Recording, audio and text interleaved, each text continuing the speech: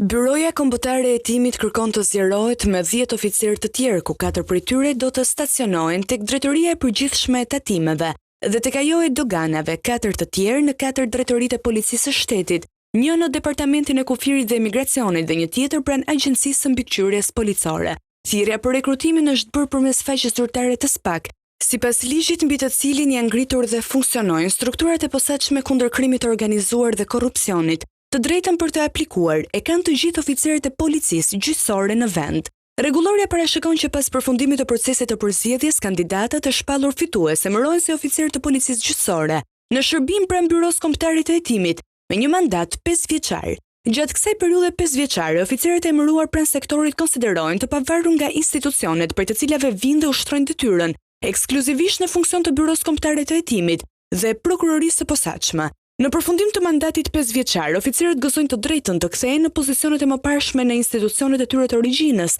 ose të emërohen në pozicione të një niveli të barazvlefshëm, sipas parashikimeve të ligjit. Aktualisht, numri i oficerëve të BK është 60 hetues, ndërsa edhe në raportimin e fundit në kuvend, kreu i SPAK Altin Dumani ngriti si shqetësim ngarkesën e lartë që kanë si prokurorët, ashtu edhe hetuesit. Veç zgjerimit me hetues, BK vijon dhe procesin e zgjedhjes së drejtuesit të ri të saj, ku në garë janë 7 kandidat, mes të cilëve ish drejtuesi i Policisë së Shtetit Gledis Nano dhe zëvendës drejtori aktual i BKH Ioni Keta.